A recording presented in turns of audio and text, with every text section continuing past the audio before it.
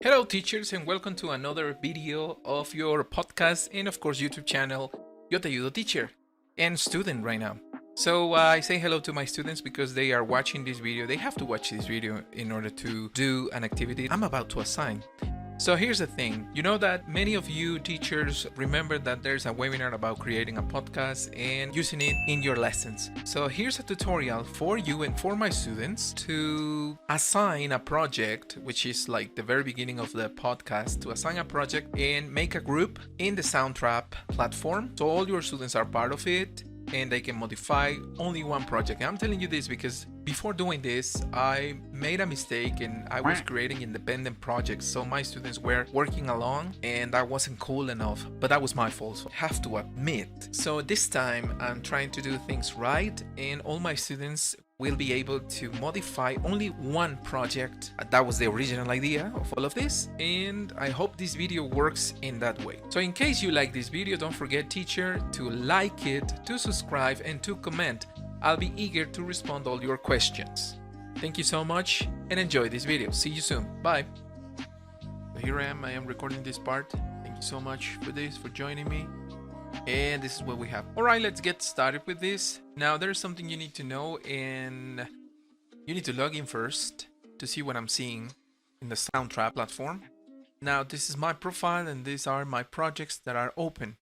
Here's the thing, in case you want to use these for your students, there's a section called My Groups. After logging in, you need to create your group in case you want to have different podcasts or different recordings for your students. All right, of course you type the name, then you click on create, and right after that you will see in here a list and you will have invitations. Don't forget that you need to log into Soundtrap with the education version of the accounts. Otherwise, you won't have access to this. It'll be like logging in as a musician or as a podcast creator on your own. But I think you want to use a podcast with your students. So for that was my recommendation. Now in this case, here I have my B12 Saturday group. And here's the thing, I need to invite my students, and for that they will receive this code that I'm hiding, of course, for security reasons. And click on these three dots and then you can also delete it in case you want to.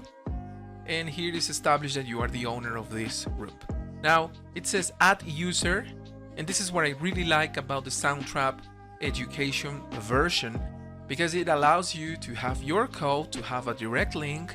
And if in case this is not enough for you, you can link this invitation to one file of your Google account, of course the CSV file as well, G Suite directory, and of course Canvas if you use one of those platforms, and of course the format of the invitation. Now for me, it's easier if I link my Soundtrap account with my very specific group.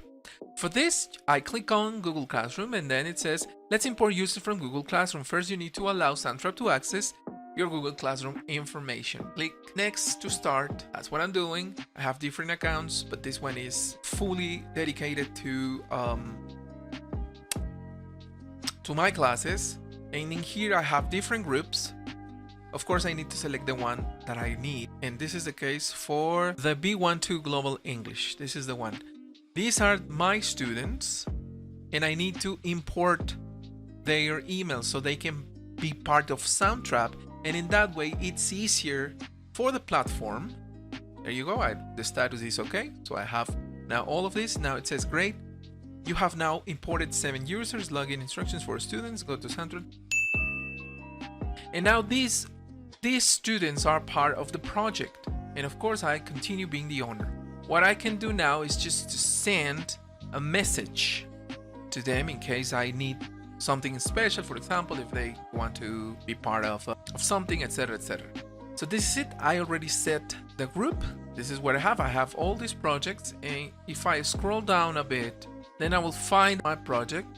And of course, the B1 first edition podcast is right here, right here. The B12 first podcast. I just want to make sure that this is the recording that I'm using for my students. 5 hours later. This is the project. Now in here, for you teachers, if you want to invite your students to be part of this exactly project, you need to pay attention to this icon right here, which is collaborators. So you need to invite them. And how can you do that?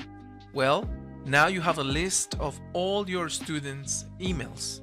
So I'm gonna pause the video a minute and I'm gonna add each of them to be part of this project. So here I go.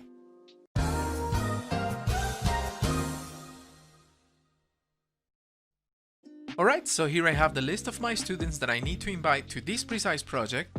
I click on invite, and what I have done now is that I've sent them an email, and this email is gonna look more or less like this.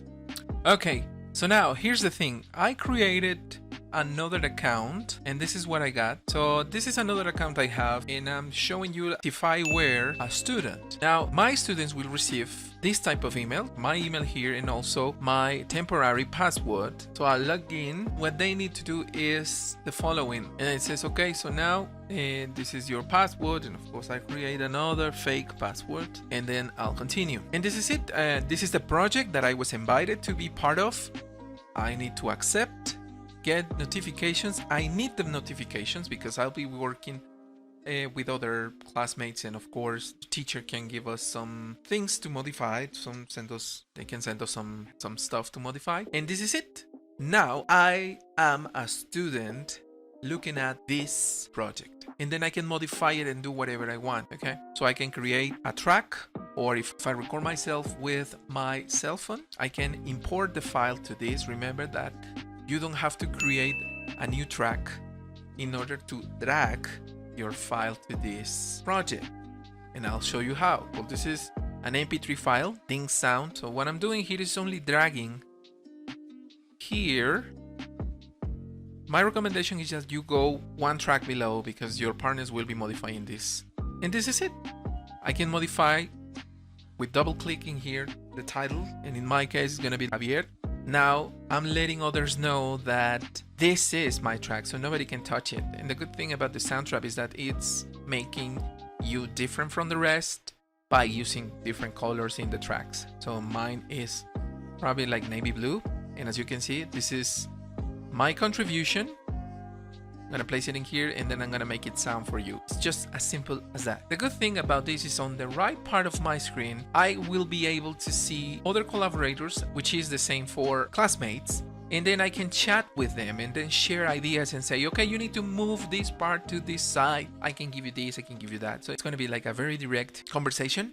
And here's the thing, you can also make a call. If this is the case, I'm gonna activate it, I'm gonna click in here. There's nobody, but you consider it. I mean, you will see the list of your partners. You can also click in here, and it's going to be part of your screen, and then you can continue editing the audio, in this case the podcast. You can also copy this and place it. For example, I selected this track, so that's going to be in the keyboard Ctrl+V, and this is what I will have. Just copying from different tracks and copy them to my track. So that's one of the best things that I can find on this platform. And of course you can modify the stuff, move all over the place you want. And that will be all. So that was all. This tutorial is for you students and for you teachers who want to use Soundtrap in order to make a podcast, and with one single project, create a group for that and keep all your students together in the same group and project. I'm gonna click on save. I'm as a student, remember that I'm checking this as a student, and I'm clicking there because I need to save what I've done to this,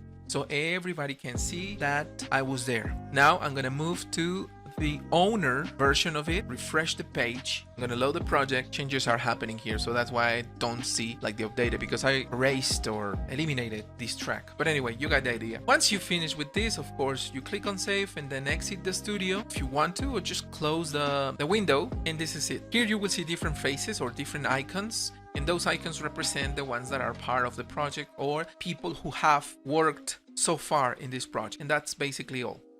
So I hope this tutorial is useful for you students, and I hope to see you modifying this project. Don't forget that this is still Friday, and every single question you have, do not hesitate in contacting me through WhatsApp. Alright, thank you and see you soon. Bye bye.